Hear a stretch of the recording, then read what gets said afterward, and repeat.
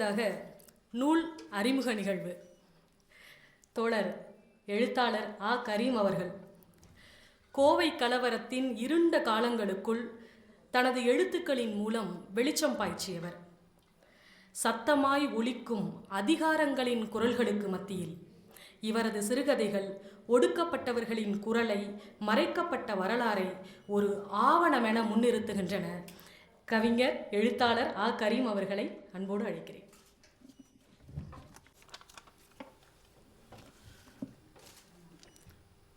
மோகனப்பிரியா அவர்களுடைய ததும்புதலின் பெரும் கணம் என்ற இந்த கவிதை நூல் வெளியீட்டு விழாவுக்கு வந்திருக்கக்கூடிய உங்களை அனைவரையும் அன்போடு வணங்குகிறேன்.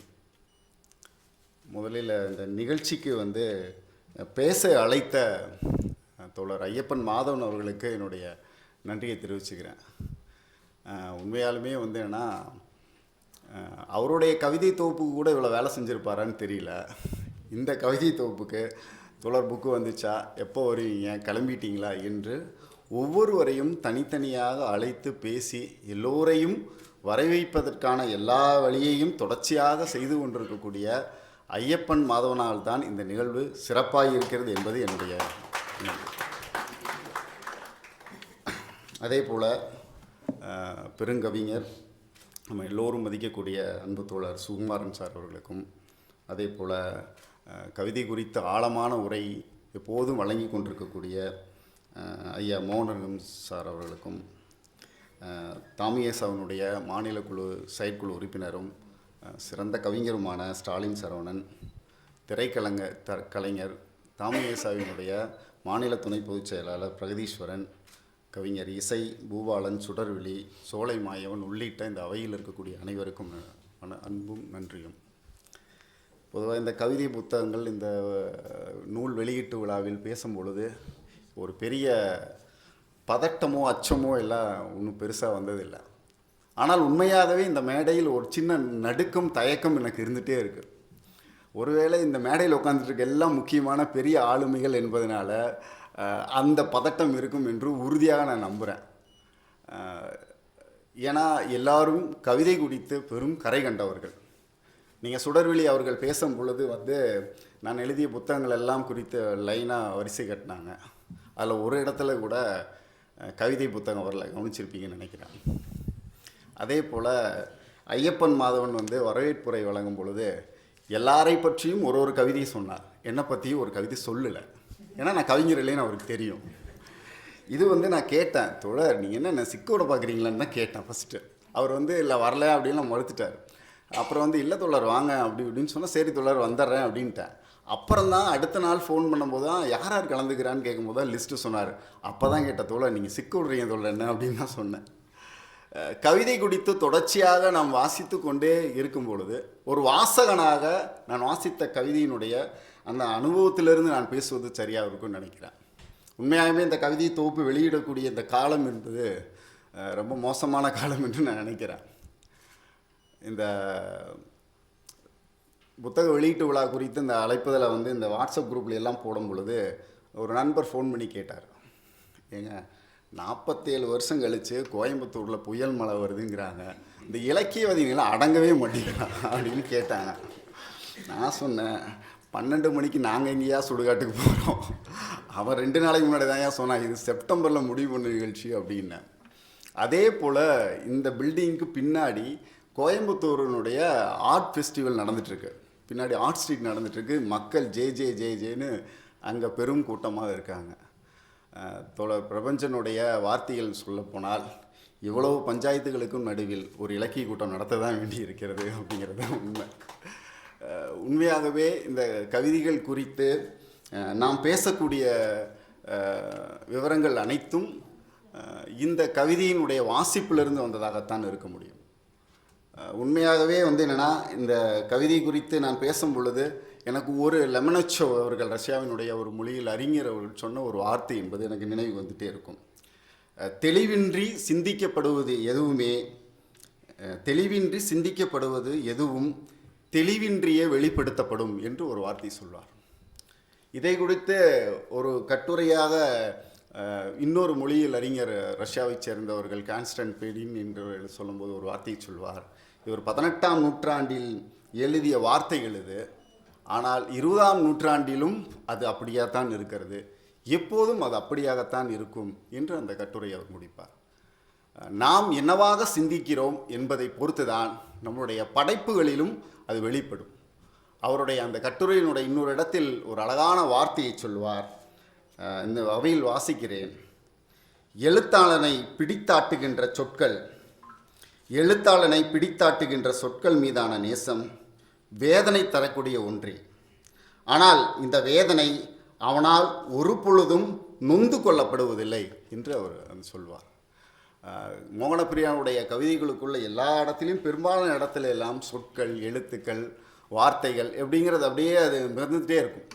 அவருடைய கவிதைகளை வாசிக்கக்கூடிய எல்லா இடத்திலும் ஒரு அரூபமான, ஒரு அட்டகாசமான ஒரு காட்சிகளை எல்லா கவிதைகளுக்குள்ளும் நாம் வாசிக்கும் பொழுது அதை அப்படியே பயணம் செய்து கொண்டே இருக்கலாம்.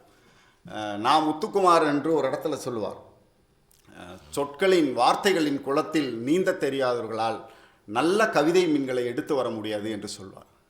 நான் உறுதியாக சொல்ல முடியும், மோகனப்பிரியா வார்த்தைகளுக்குள் மிக லாவகமாக நீந்தக்கூடிய ஒரு நல்ல நீச்சல்காரியாக இருப்பதை அவருடைய எல்லா கவிதைகளுக்குள்ளும் நான் பார்த்து பல இடங்களில் எனக்கு ஒரு பெரிய ஆச்சரியமாக இருந்தது.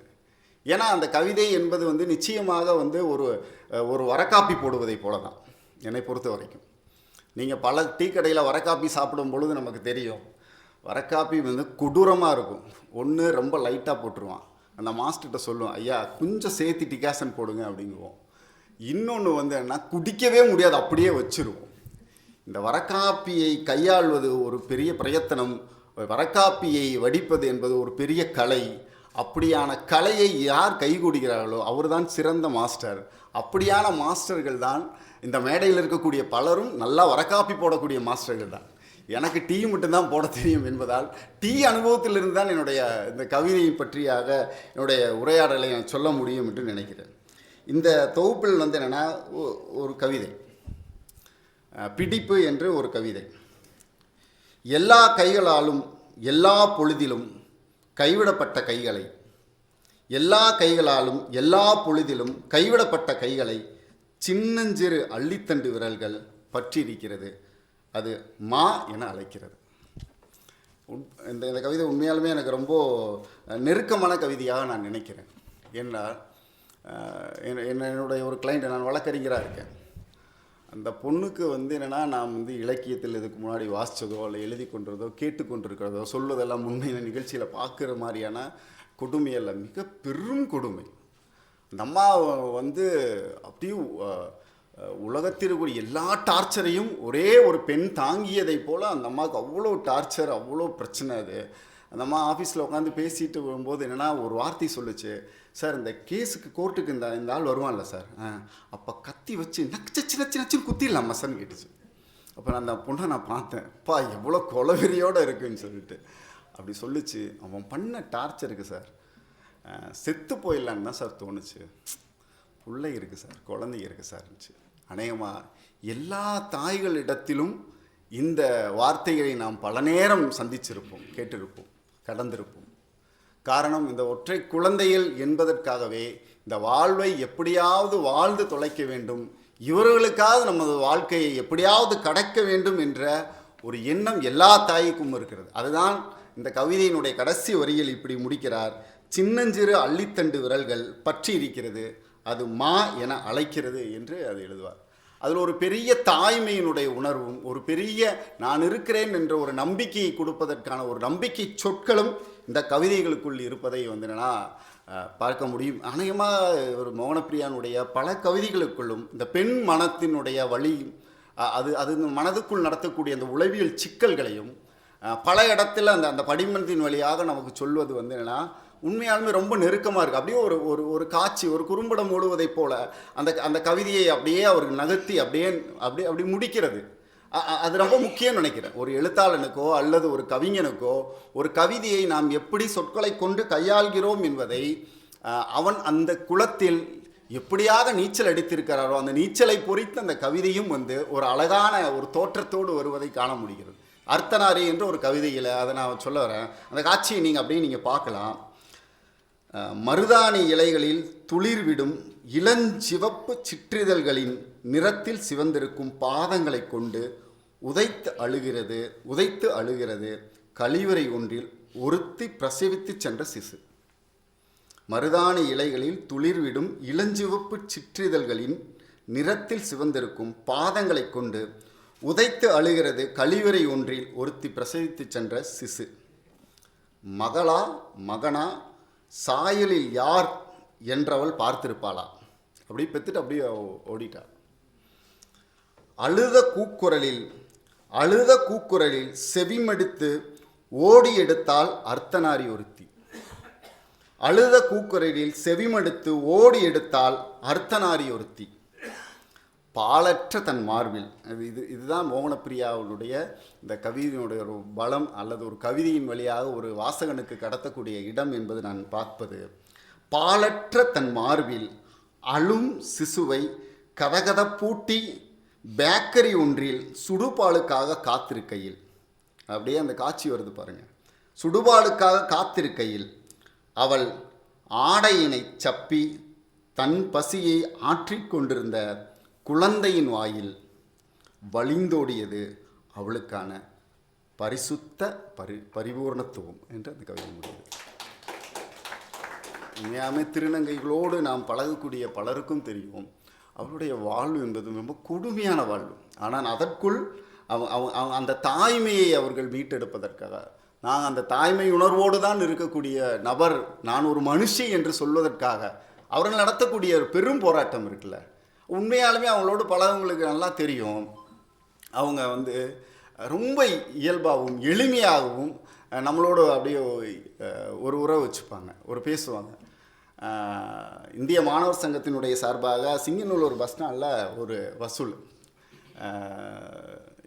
கட்டாய கல்வி சட்டத்திற்கு எதிராக ஒரு போராட்டம் நடத்துவதற்காக ஒரு வசூல் என்பது நடந்துட்டுருக்கு. இவங்களும் ஒரு 4-5 பேர் பஸ் ஏறி கை தட்டி வசூல் பண்ணிகிட்ருக்காங்க. அப்போது இந்த பசங்களும் பஸ்ஸில் ஏறுறானுங்க, வசூல் பண்ணுறாங்க. இவங்களும் அதுக்கு முன்னாடி போடுறாங்க. இவங்களுக்கு காசு கிடைக்குது, இவங்க போய் ஏறியன்ட்டா இவங்களுக்கு காசு கிடைக்கிறதில்ல. உடனே அந்த அம்மா எல்லாம் கூப்பிட்டு, என்ன பண்ணுறீங்க தம்பி அப்படின்னு கேட்குறாங்க. நாங்கள் இப்படி கல்வி உரிமைக்காக ஒரு மாநாடு நடத்துகிறோம், அந்த மாநாடு நடத்துவதற்காக வசூல் செய்கிறோம்மா அப்படின்னு சொல்லி பார்க்குறாங்க. அப்படியா, ரொம்ப நல்ல விஷயம் தம்பி, நீ ஒன்று பண்ணுங்க, நீங்கள் முதல்ல பஸ்ஸில் ஏறி இறங்கிடுங்க, அப்புறம் நான் ஏறிக்கிறேன், உங்களுக்கு அவன் எப்படியும் ஃபஸ்ட்டாக ஏறங்கடி கொடுத்துருவான், எங்கள்கிட்ட அப்படி ஏமாற்ற முடியாது, நான் காசை வாங்கிடுவேன் அப்படின்னு சொல்லிவிட்டு முதல்ல அவங்கள ஏற்றி விட்டுட்டு அவங்க ஏறி முடிச்சுட்டு, இறங்கிட்டா இப்போ நான் ஏறுறேன்னு அந்த அம்மா ஏறிச்சு. ஒரு அண்டர்ஸ்டாண்டிங்கில் சங்க வேலையும் நடக்கணும், தனக்கான சமூக வேலையும் நடக்கணுங்கிறது என்னென்னா, அதை கையாள்வதற்கான அந்த மொழி இருக்குல்ல, அந்த கையாள்வதற்கான அந்த உணர்வு இருக்குல்ல, அந்த உணர்வினுடைய அந்த தாய்மை வெளிப்பாடு தான் மோகனப்பிரியாவினுடைய இந்த அர்த்தநாரி என்ற அந்த கதைக்குனி வழியாக போகும். அதே போல் இதில் நித்திரை என்ற ஒரு கவிதை.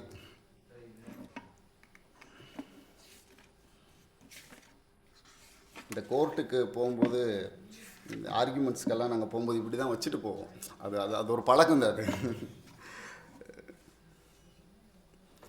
பெய்து கொண்டிருக்கும் பெருமழையோ, ரொம்ப பிரமாதமான கவிதை. பெய்து கொண்டிருக்கும் பெருமழையோ, வீசிக்கொண்டிருக்கும் வன் காற்றோ, ஏதுமிங்கு கட்டட கீழ்த்தளத்தில் செய்தித்தாள் விரித்து ஆழ்ந்து உறங்கிக் கொண்டிருக்கும் பெயர் தெரியாதவரின் நித்திரையை துன்புறுத்தாது இருக்கட்டும். அதுதான் அன்பு செலுத்துதல். ஒரு கவிஞனோட அடிப்படை வேலை என்பது அன்பு செலுத்துதல். உண்மையாகவே நமக்கு பல நேரம் என்ன தோணுன்னா, இந்த அங்கங்கே இந்த பேப்பரை விரித்து நம்ம தூங்கிட்டு இருப்பாங்களா, அவ்வளோ நிம்மதியாக தூங்குவோம். நமக்கு உண்மையை சொல்லப்போனால் நமக்கு வயிறு எரியும்னு வச்சுக்கிங்களேன், எப்படா இப்படி தூங்குறீங்க அப்படின்னு சொல்லிட்டு. ஆனால் எந்த கவலையும் இல்லாமல் ஒரு நிம்மதியான ஒரு தூக்கம் இருக்குல்ல, அவன் அப்படியே நிம்மதியாக தூங்கட்டுங்க. என்ன பிரச்சனை வந்தாலும் அப்படி நிம்மதியான தூங்கட்டும். அதற்குள் அவனுக்கு ஒரு பெரும் பசி இருக்கலாம், பெரும் கடக்க முடியாத பெரும் சோகம் இருக்கலாம், இதையெல்லாம் கைவிடப்பட்ட ஒரு குடும்பத்தின் வழி இருக்கலாம். இதையெல்லாம் தாங்கி கொண்டு தான் அவனுக்கு கிடைக்கக்கூடிய அந்த குறைந்தபட்ச நித்திரையை அவன் வாங்குவான். இதை பார்த்து கவிதை செய்யக்கூடிய இப்படியான ஒரு காட்சியும்.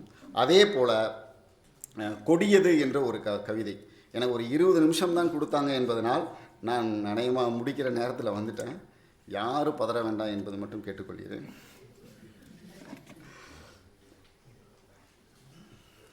எனக்கு எனக்கு உண்மையாலுமே இந்த கவிதை ரொம்ப பிடிச்ச கவிதை. ஃபேஸ்புக்கில் கூட நான் இந்த கவிதையை நான் போட்டிருந்தேன். பகலினும் கொடியது இரவு, இரவில் கொடியது பின்னிரவு. நீங்கள் அவையினுடைய ஒரு வார்த்தை இருக்கும், அரிது அரிது மானிடாய் பிறத்தல் அரிதுங்க அந்த பாடலில் ஒரு இடத்தில் வரும், இளமையில் வறுமை கொடிது என்று வரும். அதே போலத்தான் அந்த இடத்திலிருந்து இவங்க ஆரம்பிக்கிறாங்க. ரொம்ப அழகான ஒரு காட்சி. பகலினும் கொடியது இரவு, இரவில் கொடியது பின்னிரவு, பின்னிரவினும் இருண்டது மனம். பகலை விட மோசமானது இரவு, இரவல்ல பின்னிரவு அதை விட ரொம்ப கொடூரமானது, அதை விட மோசமானது மனசு. மனதினும் கொடியவனாய் நீ, மனதினும் கொடியவனாய் நீ, உன்னிலும் கொடியது உன் நினைவுகள். ரொம்ப ஒரு அழகான அந்த அந்த காட்சி. ஏன்னா அந்த சில நினைவுகளாக தத்தளித்து கொண்டிருக்கக்கூடிய இந்த இந்த சூழலில் நம் வாழ்வில் இப்படியான இந்த இந்த கவிதைகள் நமக்குள் பல ஞாபகங்களை, நம்மளுடைய மனசினோட அடித்தளத்தில் பொதித்து வைக்கக்கூடிய பல ஞாபகங்கள் இப்படியான கவிதைகளை வாசிக்கும் பொழுது வருவது இயல்பாகவே. இந்த மோகன பிரியாவினுடைய கவிதைகள் வாசிக்கக்கூடிய பல இடங்களிலும் அந்த காட்சிகளையெல்லாம் நான் பார்க்குறேன். கடைசியாக ஒரே ஒரு கவிதையை சொல்லி நான் விடைபெறுகிறேன். பொருட்வழி பிரிவு என்ற ஒரு கவிதை. பொருட்வழி பிரிவு. ஒரு குளிர்கால மரத்தினை போல் அமர்ந்திருக்கிறேன். பனி அடர்ந்த கிளைகளில் நினைவுகள் உறைந்திருக்கின்றன. இப்பொழுது நீ இப்பூமியின் மறுபக்கத்தில் அதிகாலையின் தொடக்கமாக வேனிற்கான பாடல்களை கேட்டுக்கொண்டிருப்பாய் அல்லவா. 2 பேர் கணவன் மனைவி, அவன் சம்பாதிப்பதற்காக வெளிநாட்டுக்கு போய் வாழ்ந்து கொண்டிருக்கிறான். அந்த பெண்ணினுடைய வாழ்வை பேசக்கூடிய ஒரு கவிதை. அதிகாலையின் தொடக்கமாக வேனிற்கான பாடல்களை நீ கேட்டுக்கொண்டிருப்பாய் அல்லவா. இதழ் பிரியாத முத்தங்களின் சுவையில் நறுமணம் கமழும் உடலின் வேர்வையை ஒவ்வொரு பனித்துளியும் தன்னுள் பொதித்தே வைத்திருக்கிறது. மூர்க்கம் நிறைந்த காற்றினை நம்முள் நுழையவிடாத பிடிவாதம் நம்மிடம் இருந்தது நினைவிருக்கிறதா.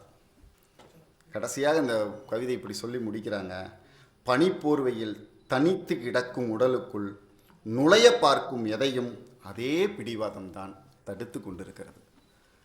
இந்த தடுத்துதல் என்பது பல்வேறு நெருக்கடி இருந்தபோதும் உன் நினைவுகளும் நாம் வாழ்ந்த அந்த மகிழ்ச்சியான தருணங்களும் தான் நம்மளை இப்போது வரைக்கும் நம்மளுடைய அந்த இதமான ஒரு சுகமான வாழ்வை இது வரைக்கும் கடத்தி கொண்டே இருக்கிறது என்று அந்த கவிதை வருவாள். உண்மையாகவே இந்த வெளிநாடுகளுக்கு வாழப்போகக்கூடிய, வேலைக்கு போகக்கூடிய அந்த கணவர்களை நினைத்து இங்கே பெண்கள் சந்திக்கக்கூடிய பல்வேறு துயரங்கள், அதே போல் அங்கே அவர்கள் சந்திக்கக்கூடிய பல்வேறு சூழல்கள். காரல் மார்க்ஸினுடைய ஒரு கதை இருக்கும், ராக்கெட் தாதா என்ற ஒரு கதை. அவர் வெளிநாட்டுக்கு போயிடுவார், கல்யாணம் பண்ணி ஒரே மாதத்தில் போயிடுவார், மறுபடியும் 2-3 வருஷம் கழித்து வருவார். ஒரு 3 வயசில் குழந்தை இருக்கும். மறுபடியும் ஒரு மாதம் இருப்பார், திரும்பி போயிடுவார். மறுபடியும் ஒரு 3-4 வருஷம் போது 2வது குழந்தை வளர்ந்துருக்கும். தன் மனைவியோடு அவரால் கடைசி வரைக்கும் ஒரு நிம்மதியான வாழ்க்கையே வாழ முடியாது. கடைசியில் அவருக்கு வயசே ஆகிடும். ஆனாலும் அந்த ஒட்டுமொத்த குடும்பத்தையும் சேர்ந்து பாதுகாப்பதற்காக தன் ஒரு ஆளாக அவர் ஓடிக்கொண்டே இருப்பார். ஓடி ஓடி ஓடி வயது முதிர்வு ஆகிடும். மீண்டும் அவர் இந்தியாவுக்கு திரும்பி வருவார், தன்னோட ஊருக்கு திரும்பி வருவார். எல்லாரும் அவர் ஊருக்கு திரும்ப மறுபடியும் போவதற்காக கிளம்பி போகும்போது அவர் காரில் ஏற போவார். ஒரு வயசான பெரியவர். திடீர் என்று நினைப்பாரோ தெரியாது, அப்படியே திரும்பி தன்னுடைய மனைவியை, அப்படியே வயதான அந்த பாட்டியம்மா அந்த மனைவியை அணைச்சிட்டு இதழோடு இதழாக ஒரு நச்சுன்னு ஒரு முத்தம் வைப்பார். ஒட்டுமொத்த குடும்பமும் குழந்தைகள ஏன்னு கத்தும். சுற்றி ஒரு 10-15 பேர் சொந்த பந்தம்லாம் நின்றுருப்பாங்க. போ அப்படின்னு சொல்லி ஒரு கொஞ்சிட்டு போவார். நம்ம அப்படியே வெட்கப்பட்டு பூத்து போகும். எவ்வளவு தூரம் நாம் பிரிந்து இருந்தாலும் நமக்கான நேசம் என்பது எப்போதும் இருந்து கொண்டே இருக்கும் என்பதை அந்த கதை என்பது அது கடத்தும். அப்படியான கடத்துதலை, மனித உணர்வுகளை, உளவியல் சிக்கல்களை, அதே போல் பெண் மனம் நடத்தக்கூடிய ஒவ்வொரு போராட்டங்களையும் அது கவிதை வரியில் அது தேர்ந்த வார்த்தைகளையும் சொற்களையும் கொண்டு ஒரு மிகச்சிறப்பான தொகுப்பாக இந்த தொகுப்பை கொண்டு சேர்த்திருக்கக்கூடிய மோகன பிரியாவுக்கு என் அன்பின் வாழ்த்துக்களை சொல்லி நிறைவு செய்கிறேன். நன்றி, வணக்கம்.